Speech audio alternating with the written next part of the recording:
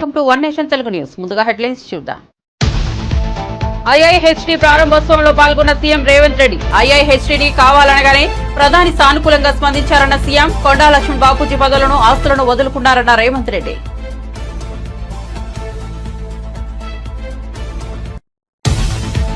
ప్రజల కన్నీళ్లు తుడిచేందుకే నేడు చంద్రబాబు కష్టపడుతున్నారన్న మంత్రి కొల్లు రవీంద్ర. వైసీపీ చేసిన పనికి ఇప్పుడు విజయవాడ మునిగిపోయిందని ఆగ్రహం. కేంద్ర మంత్రులను పిలిపించుకుని వరద పరిస్థితులను వివరించారని వెల్లడి.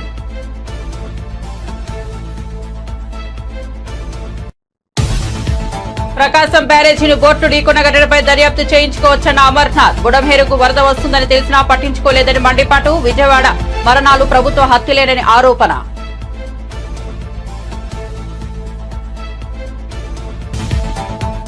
రాష్ట్రంలో వరదలపై మాజీ మంత్రి కురసాల కన్నబాబు కీలక వ్యాఖ్యలు. వరద బాధితుల విషయంలో ప్రభుత్వం సరిగా వ్యవహరించలేదని వెల్లడి. 8 రోజులు గడుస్తున్నా బాధితులకు సరిగా సాయం అందటం లేదని వ్యాఖ్య.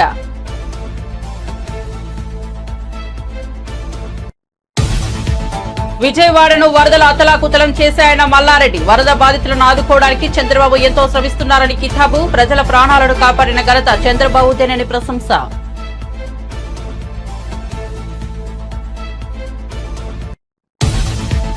కేసీఆర్ యాగం హైడ్రాపై బండి సంజయ్ కీలక వ్యాఖ్యలు. హైడ్రాపై విశ్వాసం పోతోంది. నేను మొదటి హైడ్రాకి సపోర్ట్ చేశానని వెల్లడి. కాంగ్రెస్ పార్టీ పట్ల ప్రజల్లో విరక్తి మొదలైందని వ్యాఖ్య.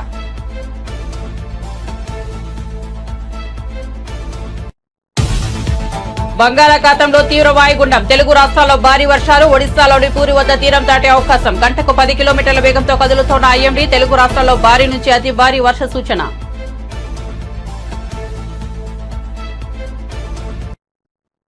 ఇక వార్త వివరాల్లోకి వెళ్తే ఐఐహెచ్డిని ఏర్పాటు చేయాలని కోరగానే ప్రధాని నరేంద్ర మోదీ కేంద్ర మంత్రులు రాజకీయాలకు అతీతంగా ముందుకు వచ్చి మంజూరు చేశారని తెలంగాణ సీఎం రేవంత్ రెడ్డి ప్రశంసించారు. నాంపల్లి తెలుగు అకాడమీలో ఐఐహెచ్డిని ఏర్పాటు చేస్తున్నట్లు చెప్పారు. ఐఐహెచ్డిని ముఖ్యమంత్రి వర్చువల్ గా ప్రారంభించారు. అలాగే అభయహస్తం లోగోను ఆవిష్కరించారు. బీఆర్ఎస్ అధినేత కేసీఆర్ ను కొండా లక్ష్మణ్ బాపూజీ నిలువు నీడను ఇచ్చారని గుర్తు చేశారు. తెలంగాణ కోసం బాపూజీ ఒక స్థలం కూడా ఇచ్చారని గుర్తు చేశారు. పదవులను కూడా తృణపాయంగా వదులుకున్నారన్నారు. కానీ కొంతమంది మాత్రం తెలంగాణ కోసం రాజకీయాలు చేస్తున్నామని చెప్పి ఉప ఎన్నికలు తీసుకొచ్చారని విమర్శించారు. అలా వచ్చిన ఉప ఎన్నికల నేపథ్యంలో సెలక్షన్లు కలెక్షన్లు చేసి త్యాగమని చెప్పుకున్నారని విమర్శించారు. గజ్వేల్లో ఫామ్ హౌస్ నిర్మించుకున్నారని ఆరోపించారు. కేసీఆర్ కొండా లక్ష్మణ్ బాపూజీల త్యాగాలలోని తేడాలను గుర్తించాలన్నారు.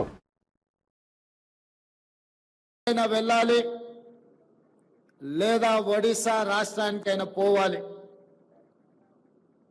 ఈరోజు మన రాష్ట్రంలో, మన నగరంలో, మన హైదరాబాద్లో, మన తెలంగాణలో ఉండాల్సిన ఇన్స్టిట్యూట్ అనుమతి ఇవ్వాల్సిన కేంద్ర ప్రభుత్వం 10 సంవత్సరాలైన చర్యలు చేపట్టకపోవడంతో తెలంగాణ రాష్ట్ర ముఖ్యమంత్రిగా బాధ్యతలు చేపట్టిన తర్వాత నేతన్నల జీవన గతులు, వాళ్ళ స్థితిగతులను తెలుసుకోవాలన్న ఆలోచనతోటి సమీక్ష సమావేశాన్ని ఏర్పాటు చేస్తే ఈ అంశం నా దృష్టికి రావడం జరిగింది. తక్షణమే నేను ఉప ముఖ్యమంత్రి బట్టి విక్రమార్క గారు ఢిల్లీకి వెళ్ళి మోడీని కలిసి విజ్ఞప్తి చేసి ఆ తర్వాత కేంద్ర మంత్రివర్యులు పీయూష్ గోయల్ గారిని కలిసి ఈనాడు మా రాష్ట్రంలో ఇండియన్ ఇన్స్టిట్యూట్ ఆఫ్ హ్యాండ్లూమ్ టెక్నాలజీలో చేరాలి అనుకుంటే సుదూర ప్రాంతమైన ఆంధ్రప్రదేశ్ నెల్లూరుకు వెళ్ళాలి, లేదా ఒడిశా రాష్ట్రానికి వెళ్ళాలి. మా రాష్ట్రానికి ఒక ప్రత్యేకమైన ఇన్స్టిట్యూట్ ఉండి తీరవలసిందే అని చెప్పి కేంద్ర మంత్రి పీయూష్ గోయల్ గారి దృష్టికి తీసుకెళ్లడం జరిగింది.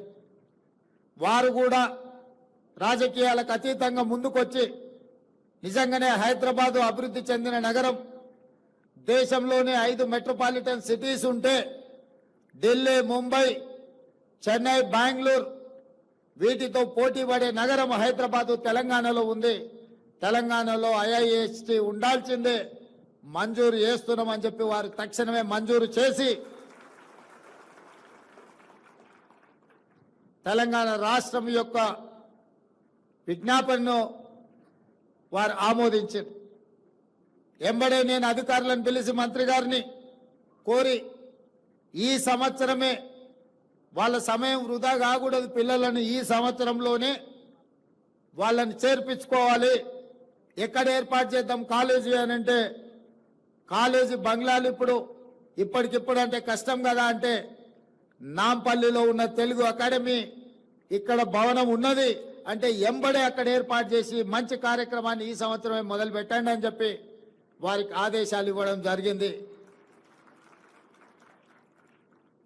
ఈరోజు డిగ్రీ సర్టిఫికెట్లు తీసుకొని పిల్లలు బయటకు వస్తున్నారు కానీ సాంకేతిక నైపుణ్యం లేకపోవడం వల్ల ఉద్యోగ ఉపాధి అవకాశాలు సన్నగిల్లిపోతున్న తరుణంలో తెలంగాణ రాష్ట్ర ప్రభుత్వం ఆలోచన చేసి సాంకేతిక నైపుణ్యాన్ని పెంపొందించాలి, నిరుద్యోగ యువకులకు ఉద్యోగ ఉపాధి అవకాశాలు కల్పించాలి అని మొన్న జరిగిన శాసనసభలో కొత్త శాసనం చేసి యంగ్ ఇండియా స్కిల్స్ యూనివర్సిటీని ఈరోజు 4th సిటీలో నిర్మించాలి అని 60 ఎకరాల స్థలాన్ని కేటాయించి దాదాపుగా 200 నుంచి 300 కోట్ల రూపాయలైన యూనివర్సిటీ నిర్మాణానికి నిధులకు పీసీసీ చీఫ్ షర్మిలారెడ్డితో పాటు వరదలపై మాజీ మంత్రి గుడివాడ అమర్నాథ్ సంచలన వ్యాఖ్యలు చేశారు. వరద బాధితులను ఆదుకోవడంలో కూటమి ప్రభుత్వాన్ని షర్మిల ప్రశంసించడంపై గుడివాడ అమర్నాథ్ తన అక్కసునంతా వెలగక్కారు. షర్మిల తన 5 ఏళ్ల తెలంగాణలో తిరిగారని, ఎన్నికల ముందు మన రాష్ట్రానికి వచ్చారన్నారు. ఆమె తెలంగాణ వరదల గురించి మాట్లాడారో లేదంటే మన రాష్ట్ర వరదల విషయంలో మాట్లాడారో అనేది తనకు తెలియదని గుడివాడ అమర్నాథ్ అన్నారు. రాష్ట్రంలో వచ్చిన వరదలు ప్రకృతి వైపరీత్యం వలన వచ్చినవి కావని, ప్రభుత్వం సృష్టించిన వరదలని ఆయన తెలిపారు. వరదలు వచ్చినప్పుడు ప్రభుత్వం ఎందుకు నిర్లక్ష్యంగా వహించిందో ప్రజలకు సమాధానం చెప్పాలని డిమాండ్ చేశారు. ప్రజల ప్రాణాలను గాలికి వదిలేశారన్నారు. రేషన్ వాహనాలు, సచివాలయ వ్యవస్థ ఇతరులను ఆదుకున్నాయన్నారు. ముఖ్యమంత్రి చంద్రబాబు నివాసంలోకి వరదలు వచ్చాయి కాబట్టి ఆయన బస్సులో ఉంటున్నారన్నారు. వరదల బాధితుల విషయంలో ప్రభుత్వం అత్యంత నిర్లక్ష్యంగా వ్యవహరించిందన్నారు. జగన్ కారణంగానే వరదలు వచ్చాయని కూటమి నేతల ఆరోపణలను ఖండిస్తున్నామన్నారు. వరదలు ఈ రోజు వచ్చినా, రేపొచ్చినా, ఎల్లుండి వచ్చినా జగనే కారణమా అని గుడివాడ అమర్నాథ్ ప్రశ్నించారు. జగన్మోహన్ రెడ్డి గారు చెప్పడం జరిగింది. ఇది ఈ ప్రభుత్వం సృష్టించినటువంటి వైపరీత్యం. ప్రభుత్వానికి ముందే తెలిసి స్పందించాల్సినటువంటి తీరులో స్పందించకుండా ప్రజల్ని గాలి వదిలేసి ఈరోజు 45 మంది ప్రాణాలను బలిగొలినటువంటి ఈ కార్యక్రమాన్ని తీవ్రంగా ఈ ప్రభుత్వాన్ని ఖండించాల్సినటువంటి బాధ్యత ప్రతి ఒక్కరి మీద కూడా ఉంది. వారు చెప్పినటువంటి కొన్ని విషయాలు, ఎందుకంటే గడిచినటువంటి 10 రోజులుగా రాష్ట్ర ముఖ్యమంత్రి గారు రాత్రనక, పగలనక, మధ్యాహ్నం అనక సంబంధం లేకుండా అనేక పత్రికా సమావేశాలు పెడతా ఉన్నారు. ఏ ఒక్క సందర్భంలో కూడా వారు మాకు ముందే తెలిసినా మేము దీన్ని సరైనటువంటి రీతిలో ఎందుకు మీరు స్పందించలేదంటే దానికి సమాధానం చెప్పేటువంటి పరిస్థితుల్లో రాష్ట్ర ముఖ్యమంత్రి గారు లేరు. ఎందుకంటే ఇటువంటి సంఘటనలు వచ్చినప్పుడు ఆయన పబ్లిసిటీకి దీన్ని వాడుకోవాలనేటువంటి ప్రయత్నమే ఆయనలో ఎక్కువగా కనబడుతుంది తప్ప ప్రజలకు ఏదన్నా కష్టం వస్తే ఆ కష్టం నుంచి వారిని ఎలాగా గట్టెక్కించాలనేటువంటి కనీస ఆలోచన చేసేటువంటి స్థితిలో ఈరోజు రాష్ట్ర ముఖ్యమంత్రి గారు లేరు. రోజులు గడుస్తూ ఉన్నటువంటి సందర్భంలో రోజుకు కొత్త విషయం బయటపడతా ఉంది. జరిగినటువంటి ఈ వైపరీత్యం, దీనికి గల కారణాలు, దీంట్లో ప్రభుత్వం ఏ రకంగా స్పందించింది, ఎంత నిర్లక్ష్యంగా వ్యవహరించింది, ప్రజల మీద ప్రజల తాలూకా బాగోగుల గురించి కనీసం ఆలోచన చేయకుండా ఎలాగా చేసింది అనేటువంటిది రోజుకు కొత్త విషయాలు బయటపడతా ఉన్నాయి. సహజంగా మేజర్ లాస్ ఈ ఇన్సిడెంట్ లో బుడమేరు సంబంధించినటువంటి ఛానళ్లు వచ్చి కృష్ణానదిలో కలిసేటువంటి సందర్భంలో దాని కెపాసిటీ 15,000 క్యూసెక్లు, 15,000 నుంచి 20,000 క్యూసెక్లు. దీని నుంచి వరద వస్తుంది, ఇన్ఫ్లో పైనుంచి వస్తూ ఉంది. దీనివల్ల ముంపు గురయ్యేటువంటి ప్రాంతాలన్నీ కూడా ఇబ్బంది పడేటువంటి పరిస్థితి ఉంటుందని చెప్పి దానికి సంబంధించినటువంటి డిఈ రైల్వే ట్రాక్ పక్కన చంద్రబాబు నిలబడితే బాబుకు తప్పిన ప్రమాదం అంటూ ప్రచారం చేశారని సెటైర్లు పేర్చారు మాజీ మంత్రి కాకాని గోవర్ధన్ రెడ్డి. చంద్రబాబుకు చిత్తశుద్ధి ఉంటే ఇప్పటికైనా ప్రజలను ఎలా కాపాడాలనే విషయంపై దృష్టి సారించాలని, ప్రభుత్వం విఫలం కావడం వల్లే పలువురు ప్రాణాలు కోల్పోయారని ఆగ్రహించారు. అన్ని మరణాలను చంద్రబాబు హత్యలుగానే పరిగణించాలని చురకులంటించారు. చంద్రబాబుది అక్రమ అరెస్ట్ అని పచ్చ మీడియా గగ్గోలు పెడుతోందని, చంద్రబాబుకు ఈ మీడియా క్లీన్ చిట్ ఇచ్చిందని తెలిపారు. చంద్రబాబును జాకీలు పెట్టి పచ్చ మీడియా ఎత్తుతోందన్నారు. ప్రభుత్వ వైఫల్యాలు బయటపడకుండా ఉండేందుకు చంద్రబాబు డైవర్షన్ పాలిటిక్స్ చేస్తున్నారని ఆగ్రహించారు. ఇందులో భాగంగానే ప్రకాశం బ్యారేజీకి వైసీపీకి చెందిన వారి బోట్లు వచ్చాయని చెబుతున్నారని తెలిపారు. ఇది ఒక కుట్రలో భాగమన్నారు. మత్స్యకారుల బోట్లు కొట్టుకుపోయాయి. ఆక్వా రైతులు కూడా తీవ్రంగా నష్టపోయారని, పాడి పరిశ్రమ దెబ్బతిందని తెలిపారు. అందరినీ ఆదుకోవాలని ఆ బాధ్యత చంద్రబాబుపై ఉందన్నారు మాజీ మంత్రి కాకాని గోవర్ధన్ రెడ్డి. పూర్తి స్థాయిలో వైఫల్యం చెందిందనేటువంటి దాన్ని పక్కన పెట్టి ఎంతసేపటికి గత ప్రభుత్వాన్ని, జగన్మోహన్ రెడ్డి గారిని నిందించడానికే ఈరోజు ప్రయత్నం చేస్తున్నాడు తప్ప మరొక విధంగా ఆలోచన చేసేటువంటి పరిస్థితులు లేవు. అందుకని ఈరోజు అనేక సందర్భాల్లో చూసాం. చంద్రబాబు నాయుడు విధానం ఏ విధంగా ఉంది అంటే, జగన్మోహన్ రెడ్డి గారి గురించి మాట్లాడాలా, ఎవరైనా వైఎస్ఆర్ కాంగ్రెస్ పార్టీకి అనుకూలంగా మాట్లాడితే వాళ్ళ మీద కక్ష సాధింపులు, ఆ ప్రాంతానికి సంబంధించినటువంటి ప్రజాప్రతినిధులు ఏదన్నా మాట్లాడతారేమో, వాళ్ళు మాట్లాడితే వాళ్ళందరినీ లోపలేయించాలని చెప్పి పాత కేసులను ఏదో ఒక విధంగా తిరగదోడి వాటన్నిటిని తీసుకురావాలనేటువంటి ఒక దుర్మార్గమైనటువంటి ఆలోచన. ఇవన్నీ కూడా ఈరోజు ఒక్కసారి చూస్తే ఇదేం కొత్త విషయమేం కాదు, జరగనటువంటి విషయమేం కాదు, జరగరాని విషయం ఏంటంటే కాదు. బుడమేరకు సంబంధించి ఎప్పుడో ఈ పేపర్ వచ్చి 39/1964 పేపర్, ఇది ఆంధ్రపత్రిక. అంటే 60 సంవత్సరాల నాడే దాదాపుగా మనం అనుకున్నటువంటి స్థాయిలో బుడమేరుకి వరద రావడం జరిగింది. ఆ రోజు 10 మంది మరణించారు, 10 మంది గల్లంతయ్యారని చెప్పి వార్తలు వచ్చాయి. చంద్రబాబు నాయుడు నాది రియల్ టైం గవర్నెన్స్ అంటున్నాడు, నేను బ్రహ్మాండమైనటువంటి పరిపాలన అంటున్నాడు. ఈరోజు సూర్యచంద్రులు చూడలేనటువంటిది కూడా ఈ చంద్రబాబు చూస్తాడని పదే పదే మాట్లాడుతున్నాడు. ఈరోజు చంద్రబాబు నాయుడు పరిస్థితి ఏ విధంగా తయారైందంటే, రోజులు గడిచే కొంది వాస్తవాలు మరుగున పెట్టి ప్రభుత్వ వైఫల్యాన్ని కప్పిపుట్టి ఈరోజు వైఎస్ఆర్ కాంగ్రెస్ పార్టీ ప్రభుత్వం మీద, జగన్మోహన్ రెడ్డి గారి మీద, అదేవిధంగా మాట్లాడినటువంటి వాళ్ళ మీద కక్ష సాధింపులకు పాల్పడేటువంటి పరిస్థితి ఏర్పడింది. ఈరోజు మేము అడుగుతున్నాం, మిమ్మల్ని మీరు సమాధానం చెప్పాల్సినటువంటి అవసరం ఉంది. ఈరోజు ఏదైతే ఎన్ని రకాలైనటువంటి వైఫల్యాలు ఉన్నాయో, కృష్ణానది మీద ఉన్నటువంటి శ్రీశైలం కావచ్చు, నాగార్జున సాగర్ కావచ్చు, పులిచింతలు కావచ్చు, వీటిల్లో ఫ్లాష్ ఫ్లడ్ వస్తే ఏదైనా మీరు దానికి సంబంధించినటువంటి ఫ్లడ్ కుషన్ ఏర్పాటు చేశారా? ఎందువల్ల చేయలేకపోయారు? ఇది మీ ప్రభుత్వ వైఫల్యమా కాదా? ఈరోజు అక్కడ ఉన్నటువంటి ఇరిగేషన్ ఇంజనీర్ ఏం చెప్తున్నాడు, ఒక్కరోజు ముందే దాదాపుగా దీనికి ఫ్లడ్ వస్తుంది కాబట్టి నీరు విడుదల చేస్తామని చెప్పాము అని అన్నాడు. దాన్ని స్పెషల్ చీఫ్ సెక్రటరీగా ఉన్నటువంటి రెవెన్యూ సిసోడియా గారు కూడా మాకు ముందే తెలిసిందే అని చెప్పి ధృవీకరించాడు. మీకు విషయం ముందు తెలిసినా ప్రజల ప్రాణాల మీద మీకు విలువ లేదు కాబట్టి, ప్రజల ప్రాణాలను మీరు లెక్క చేయలేదు కాబట్టి, ప్రజల ప్రాణాలను తృణప్రాయంగా భావించారు కాబట్టి అంత పెద్ద విపత్తు సంభవించడానికి కారకులయ్యారు. ఇది పూర్తి స్థాయిలో ప్రభుత్వ వైఫల్యం. ఈరోజు ప్రాణాలు కోల్పోయినటువంటి ప్రతి ఒక్కరిని ప్రభుత్వ హత్యలుగానే భావించాల్సినటువంటి పరిస్థితి. ఈరోజు చంద్రబాబు నాయుడు గారు రోజు 3 ప్రెస్ మీట్లు పెడుతున్నాడు, పెట్టి ఆయన భుజం ఆయనే తట్టుకుంటున్నాడు, ఎవరు తట్టాల్సినటువంటి పని లేకుండా ఆహా ఓహో బ్రహ్మాండంగా చేశామని చెప్పని ఈరోజు మాట్లాడుకునేటువంటి పరిస్థితి ఏర్పడింది. మీరు ఎందువల్ల ఈరోజు పాపం ప్రజలని ముందుగా తరలించలేకపోయారు? మీకు తరలించడం చేతగా లేదు. మీ రెవెన్యూ సెక్రటరీ చెప్పాడు 2 లక్షల మందిని ఎక్కడ తరలిస్తామని, కనీసం అప్రమత్తం చేశారా? పాపం ముసలివాళ్ళు, చిన్నపిల్లలు, బాలింతలు, గర్భవతులు, ఆరోగ్యం బాగలేనటువంటి పాపం, వైద్యం కోసం ఉండాల్సినటువంటి పాపం రోగులు, వీళ్ళందరినీ మీరు వదిలిపెట్టి గాలికి వదిలేసి ఈరోజు పాపం వాళ్ళ ఆకలి చావులు, కనీసం భోజనం లేక ఆకలి చావులతో ఈరోజు చల్లాడినటువంటి పరిస్థితి. విషయం ఏంటంటే, చంద్రబాబు నాయుడు పాపం ఆ ప్రాంత ప్రజలని పునరావాస కేంద్రానికి తరలించలేకపోయాడు. కానీ చంద్రబాబు మాత్రం తన అక్రమ కట్టడం నుంచి పునరావాస కేంద్రానికి తరలి వెళ్ళిపోయాడు, కలెక్టర్ ఆఫీస్కి. మొట్టమొదటిసారిగా ఒక రాష్ట్ర ముఖ్యమంత్రి పాపం ప్రజలను నీళ్లలో ముంచి వాళ్ళని వరదల పాలు చేసి వాళ్ళ బ్రతుకులన్నీ బుగ్గిపాలు చేసి పాపం ఆయన మాత్రం ఆయన ఉన్నటువంటి అక్రమ కట్టడం దగ్గర నుంచి కలెక్టరేట్ దగ్గరికి వెళ్ళి ఒక పునరావాస కేంద్రంలో ఒక బస్సులో తలదాచు. నిత్యావసర సరుకుల విక్రయాల విషయంలో వ్యాపారస్తులు అనుసరిస్తున్న ధోరణిపై రాష్ట్ర పౌర సరఫరాల మంత్రి నాదెండ్ల మనోహర్ సీరియస్ అయ్యారు.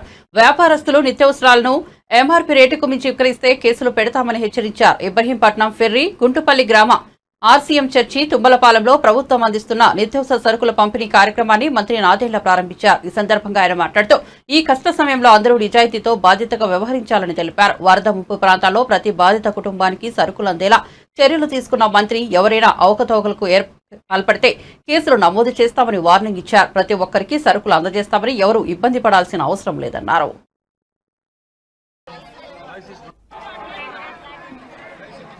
రాష్ట్ర ప్రభుత్వం నిత్యావసర సరుకులు పంపిణీ మొన్నటి నుంచి ప్రారంభించాం. వర్షాల వలన కొంచెం ఇబ్బంది అవుతుంది. అయినా కానీ ప్రతి ప్రాంతంలో కూడా ప్రతి కుటుంబానికి 25 కిలోలు బియ్యం, 1 కిలో పంచదార, 1 కిలో కందిపప్పు, 1 లీటర్ వంట నూనె, 2 కిలోలు ఉల్లిపాయ, 2 కిలోల బంగాళాదుంపలు అందించడానికి ఒక ప్రయత్నం చేస్తున్నాం. సహజంగా పాపం ప్రజలు బాగా ఇబ్బందిలో ఉన్నారు. ఎవరికి ఇబ్బంది కలగకూడదు, ప్రభుత్వం నుంచి మేము అందరం ఆదుకుంటామని సమాజానికి ఒక బాధ్యతతోటి పార్టీలకు అతీతంగా అందరం కలిసి పనిచేస్తున్నాం. ఈరోజు ఇబ్రాహీంపట్నం మండలంలో 34,500 కుటుంబాలకి ప్రతి కుటుంబానికి అందించే విధంగా మేము సరుకులు సిద్ధం చేసి ఇక్కడ పంపించాం. 48 ఫేర్ ప్రైస్ షాపులు ఉన్నాయి. 48 ఫేర్ ప్రైస్ షాపుల్లో కూడా ముంపుకు గురైతే వ్యాన్ల ద్వారా సరఫరా చేస్తున్నాం. లేదంటే వైసీపీ పాలనలో చంద్రబాబును అరెస్ట్ చేశారని, ఆ రోజు ప్రజలు కన్నీళ్లు పెట్టుకున్నారని, ఈ రోజు భారీ వరదల కారణంగా ప్రజలు కన్నీళ్లు పెట్టుకోకూడదని సీఎం నిత్యం కష్టపడుతున్నారని మంత్రి కొల్లు రవీంద్ర అన్నారు. విజయవాడలో ఆయన మీడియాతో మాట్లాడుతూ చంద్రబాబును అరెస్ట్ చేసి నేటికి సరిగ్గా ఏడాది అవుతోందన్నారు. నాడు ప్రతిపక్ష హోదాలో నేడు సీఎంగా ప్రజల కన్నీళ్లు తుడిచేందుకు చంద్రబాబు తాపత్రయపడుతున్నారన్నారు. బుడమేరు కట్ట మీద మట్టిని దోచుకెళ్లారని, వైసీపీ చేసిన పనికి ఇప్పుడు విజయవాడ మునిగిపోయిందని ఆరోపించారు. భారీ వరదల సమయంలో పడవలు తీసుకొచ్చి ప్రకాశం బ్యారేజీని దెబ్బతీసే ప్రయత్నం చేశారన్నారు. 9 రోజులుగా చంద్రబాబు కలెక్టరేట్లోనే ఉండి కేంద్ర మంత్రులను పిలిపించుకుని వరద పరిస్థితులను వారికి వివరించినట్లు చెప్పారు. కరెక్ట్గా ఇదే రోజు సంవత్సరం క్రితం ఒక మహానాయకుడిని అక్రమంగా నంద్యాలలో బస్సులో ఉన్నప్పుడు అరెస్ట్ చేసి ఆయన్ని అక్కడి నుంచి బై రోడ్ తీసుకొచ్చి ఏసీబీ కోర్టులో పెట్టి అరెస్ట్ చేసి మరి రాజమండ్రి జైలుకు పంపించిన రోజు సెప్టెంబర్ 9 ఎప్పటికీ నిలబడిపోతుంది. అదే బస్సులో ఆ రోజున రాష్ట్ర ప్రజలు కన్నీరు పెట్టారు. ఆ మహానాయకుడిని అరెస్ట్ చేసిన రోజు యావత్ ఆంధ్ర రాష్ట్రమే కాదు, ప్రతి ఒక్కరు కూడా, ప్రపంచంలో ఉన్న ప్రతి ఒక్క తెలుగు బిడ్డ కళ్ళ నీళ్ళ పెట్టిన రోజు సెప్టెంబర్ 9. తిరిగి మళ్ళీ అదే రోజు సెప్టెంబర్ 9 ప్రజల కళ్ళల్లో నీరు చూడకూడదని చెప్పి గత 9 రోజులుగా ఇదే బస్సులో ఉండి ఇవాళ ప్రజలకి పండగను కూడా సైతం లెక్క చేయకుండా, కుటుంబ సభ్యుల దగ్గర కూడా వెళ్లకుండా అహర్నిశలో కష్టపడి సాధారణ స్థితికి తీసుకురావడానికి ప్రయత్నిస్తున్నటువంటి ఏకైక నాయకుడు నారా చంద్రబాబు నాయుడు గారు. ఆనాడు ఈ రాష్ట్రంలో జరుగుతున్నటువంటి అన్యాయాల పట్ల, ఈ రాష్ట్రంలో జరుగుతున్నటువంటి అక్రమాల పట్ల, సామాన్య ప్రజలకి జరుగుతున్నటువంటి దాడుల పట్ల, ఎస్సీ ఎస్టీ బీసీ మైనార్టీ వర్గాల పట్ల గత ప్రభుత్వం చేసినటువంటి అకృత్యాలు, జగన్మోహన్ రెడ్డి చేసినటువంటి దారుణాలు ఆ రోజున వెలుగెత్తి ప్రజలకు అండగా నిలబడినందుకు ఆ రోజున ఆయన అరెస్ట్ చేశారు. ఇదే రోజు ప్రజలు పడుతున్నటువంటి వరదల్లో వరద నీటిలో నానుతా ఉన్నారు, కష్టాలు పడుతూ ఉన్నారు, ఇబ్బందులు పడుతున్నారని చెప్పి వాళ్ళ కోసం 9 రోజులుగా ఇదే బస్సులో ఉండి విజయవాడ కలెక్టరేట్లో ఉండి సామాన్య స్థితికి తీసుకురావడానికి అహర్నిశలు యావత్ యంత్రాంగాన్ని నిలబెట్టినటువంటి వ్యక్తి నారా చంద్రబాబు నాయుడు గారు. మనం చూసాం, ఆ రోజున ఆయన అరెస్ట్ చేసిన విధానాన్ని చూసాం. అక్కడి నుంచి 74 సంవత్సరాల వయసులో అక్కడి నుంచి తీసుకొచ్చి ఇక్కడ వాళ్ళు వ్యవహరించినటువంటి విధానం మొత్తం కూడా చాలా బాధాకరం.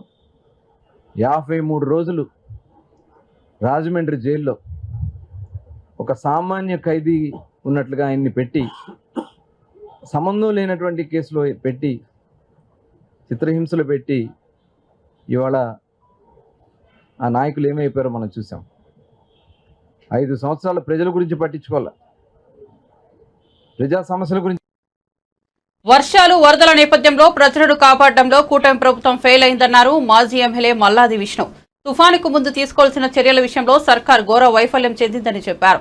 ఇదే సమయంలో ఇప్పటికైనా సహాయక చర్యల్లో వేగం పెంచి బాధితులను ఆదుకోవాలని సూచించారు. కాగా మాజీ ఎమ్మెల్యే మల్లాది విష్ణు మీడియాతో మాట్లాడుతూ విజయవాడలోకి వరద వచ్చి 8 రోజులు అయినా ప్రభుత్వంలో చలనం లేదు. రియాక్ట్ కారని ప్రిన్సిపల్ సెక్రటరీ మాట్లాడితే ఇంకా ప్రజలకి రక్షణగా ఉండాల్సిన వాళ్ళు, ప్రజల యొక్క మాన ప్రాణాలు కాపాడాల్సిన వాళ్ళు, ప్రజల యొక్క ఆస్తి కాపాడవలసిన వాళ్ళు మీరే ఈ రకంగా మాట్లాడితే ఇంకా అధికార యంత్రాంగం ఏ విధంగా ఎప్పుడు ఏ తుఫాను విషయంలో ఎక్కడ ఎన్ని జాగ్రత్తలు తీసుకున్నారో, ఎన్ని రివ్యూ మీటింగ్లు పెట్టారో, ఎంతమంది కలెక్టర్లు అప్రమత్తం చేశారో, ఏ విధంగా యంత్రాంగాన్ని సిద్ధం చేశారో చూసి నేర్చుకోండి. బుర్ర జల్లడమే పని మీకు. మీరు నిన్న మీ ప్రిన్సిపల్ సెక్రటరీ చెప్పినటువంటి మాటల్లో 19 నుంచి ఇంకా ప్రజలకు అంటే ప్రజలు లైట్ తీసుకుంటారని చెప్పని, ప్రజలు సమాచారం ఇచ్చినప్పటికీ కూడా వాళ్ళు రియాక్ట్ కారని ప్రిన్సిపల్ సెక్రటరీ మాట్లాడితే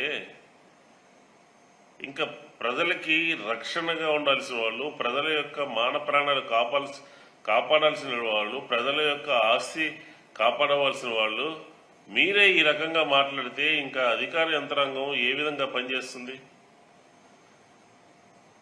బుడమేరుకు సంబంధించి అనేక పర్యాయాలు బుడమేరు రావడం జరిగింది. అలాగే 19 నుంచి 24 వరకు జగన్మోహన్ రెడ్డి గారి ప్రభుత్వం ఉంది. ఎప్పుడు ఏ తుఫాను విషయంలో ఎక్కడ ఎన్ని జాగ్రత్తలు తీసుకున్నారో, ఎన్ని రివ్యూ మీటింగ్లు పెట్టారో, ఎంతమంది కలెక్టర్లు అప్రమత్తం చేశారో, ఏ విధంగా యంత్రాంగాన్ని సిద్ధం చేశారో చూసి నేర్చుకోండి. బుర్ర జల్లడమే పని మీకు. మీరు నిన్న మీ ప్రిన్సిపల్ సెక్రటరీ చెప్పినటువంటి మాటల్లో ప్రజలకి 2 లక్షల మంది ప్రజల్ని ఎక్కడ తరలిస్తాము అని చెప్పంటే మీరెందుకు తరలించాలి? మీరెందుకు రిహాబిలిటేషన్ సెంటర్ తీసుకెళ్ళాలి? ఈ రోజు పెట్టారా ఉన్న రిహాబిలిటేషన్ సెంటర్స్? ఒకరు అరకొరగా ఉన్నాయి. ఆ రోజే వరద వచ్చి రావడానికి ఆదివారం శనివారం రోజునే 10,000 12,000 క్యూసెక్కుల వాటర్ మనం వదిలిపోతున్నాం కిందకి. అందరూ సురక్షిత ప్రాంతాలకి తరలి వెళ్ళండి అని చెప్పని ఎందుకు చెప్పలేదు మీరు? ఏపీ ముఖ్యమంత్రి చంద్రబాబుపై బీఆర్ఎస్ ఎమ్మెల్యే మాజీ మంత్రి మల్లారెడ్డి ప్రశంసలు కురిపించారు. ఏపీ భారీ వర్షాలపై ఆయన స్పందిస్తూ విజయవాడను వరదలు అతలాకుతలం చేశాయని, వరద బాధితులను ఆదుకోవడానికి 74 ఏళ్ల వయసులో కూడా చంద్రబాబు ఎంతో శ్రమిస్తున్నారని కితాబిచ్చారు. వరద నీటిలో 30 కిలోమీటర్లు పర్యటించి ప్రజల ప్రాణాలను కాపాడిన ఘనత చంద్రబాబుదేనని చెప్పారు. తన అనుభవంతో విపత్తు నుంచి ప్రజలను కాపాడారని కొనియాడారు. మల్లారెడ్డి తిరుమల శ్రీ వెంకటేశ్వర స్వామిని దర్శించుకున్నారు. దర్శనం అనంతరం ఆయన మీడియాతో మాట్లాడారు.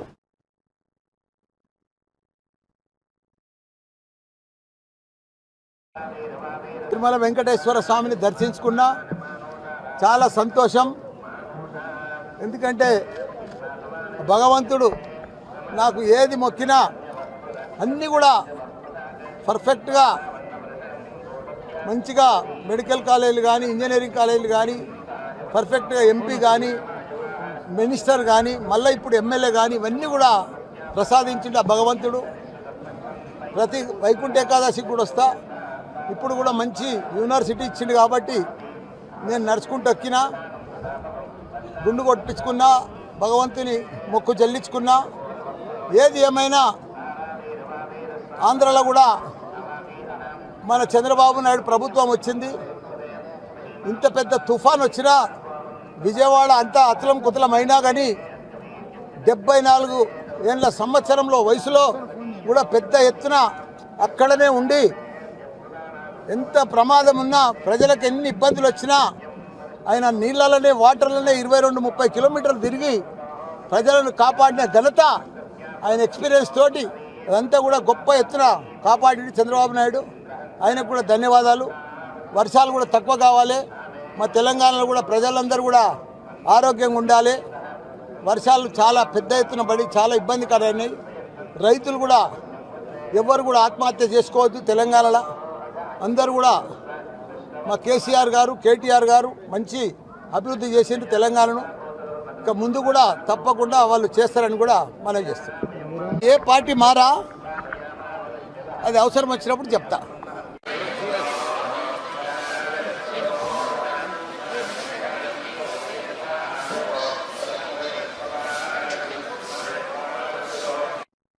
బులెటిన్ ముగించే ముందు హెడ్లైన్స్ మరోసారి చూద్దాం.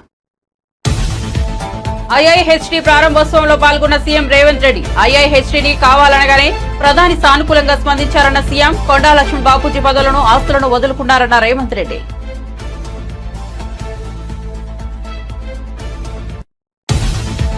ప్రజల కన్నీళ్లు తుడిచేందుకే నేడు చంద్రబాబు కష్టపడుతున్నారన్న మంత్రి కొల్లు రవీంద్ర. వైసీపీ చేసిన పనికి ఇప్పుడు విజయవాడ మునిగిపోయిందని ఆగ్రహం. కేంద్ర మంత్రులను పిలిపించుకుని వరద పరిస్థితులను వివరించారని వెల్లడి.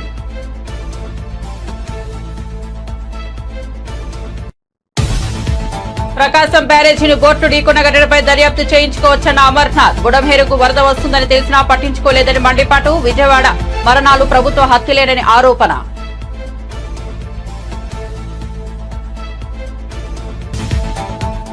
రాష్ట్రంలో వరదలపై మాజీ మంత్రి కురసాల కన్నబాబు కీలక వ్యాఖ్యలు. వరద బాధితుల విషయంలో ప్రభుత్వం సరిగా వ్యవహరించలేదని వెల్లడి. 8 రోజులు గడుస్తున్నా బాధితులకు సరిగా సాయం అందటం లేదని వ్యాఖ్య.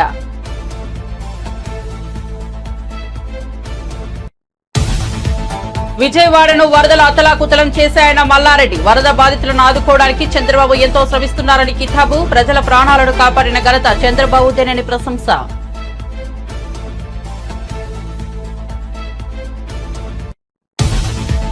కేసీఆర్ యాగం హైడ్రాపై బండి సంజయ్ కీలక వ్యాఖ్యలు. హైడ్రాపై విశ్వాసం పోతోంది. నేను మొదటి హైడ్రాకి సపోర్ట్ చేశానని వెల్లడి. కాంగ్రెస్ పార్టీ పట్ల ప్రజల్లో విరక్తి మొదలైందని వ్యాఖ్య.